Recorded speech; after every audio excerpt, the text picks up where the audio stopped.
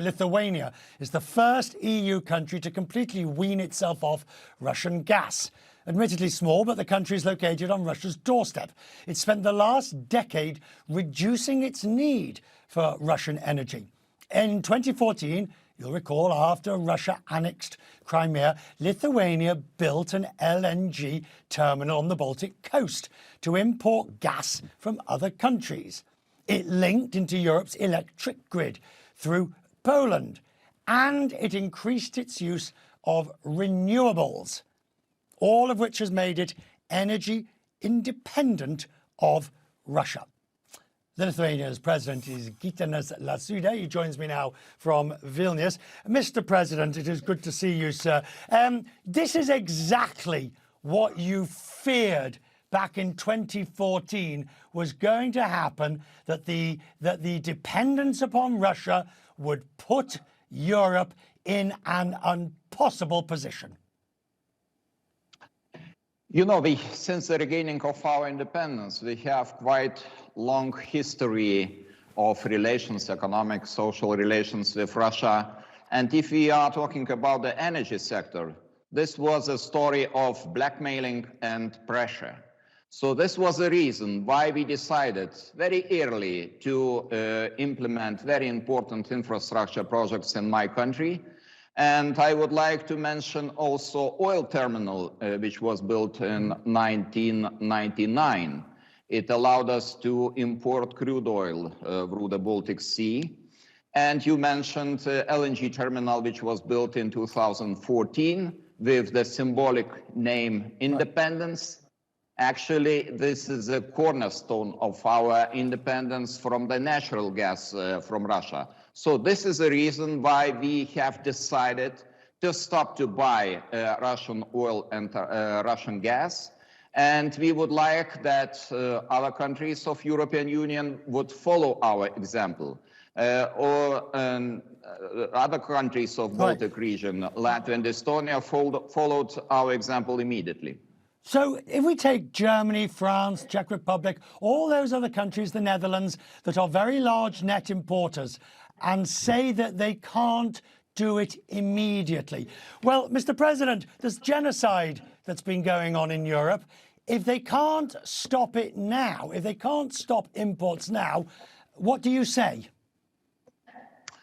You know, it's very complicated to see what is happening right now in Ukraine. And we should ask ourselves how we can dare to look to the eyes of Ukrainians, seeing what is happening there. This tragedy of in different cities of Ukraine, killed people in the streets, women, children. So we have to do what we can in order to stop this violence, to stop these atrocities of Putin's war. And we made our contribution to these efforts. And I think our colleagues could do the same. Netherlands, Germany, other countries. I understand the situation is slightly different.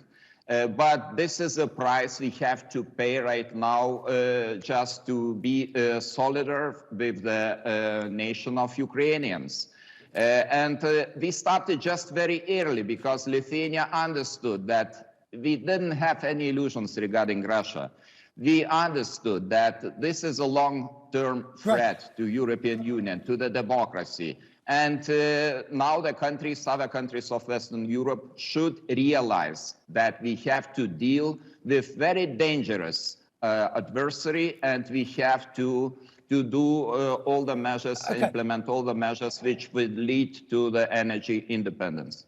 So what do you make on Sunday night of Viktor Orban, Prime Minister of Hungary, celebrating his fourth election win and calling Vladimir Zelensky, President Zelensky, opposition?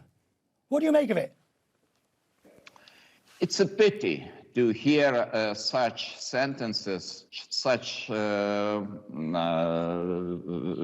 statements made by the President Orban, because Ukraine is suffering, and we have to show all the empathy to this nation. to help with all means. And really, it's difficult to understand such kind of statements. We, Baltic countries, Poland and other countries of the region, understand very well what is going on in Ukraine. And I hope that the rest of the world has the opportunity to see what is happening there. And this is the reason why we have to do all in our hands in order to assist them and to avoid such kind of statements. Do you think that the longer this war goes on, the more difficult it will be to keep the EU members, to keep the unity amongst the members?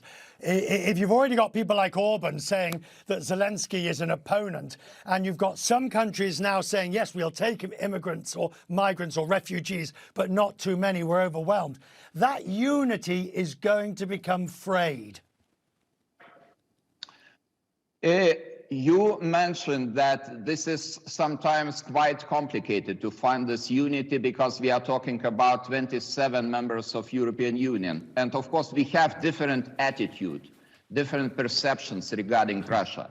But I think the war crimes committed in Ukraine are so evident and so horrific that normal people just will realize that we have to be decisive, we have to be united, and we cannot just save some measures for the future, because the most terrible things are happening right now. And we have to put all the efforts, all the measures, in order to isolate Russia from the financial markets, from the global markets, from different cultural and sport organizations, and just achieve that it is just absolutely needed to achieve this immediate impact, economic impact on the Russian economy. I think we already succeeded to have this impact, but of course it takes time.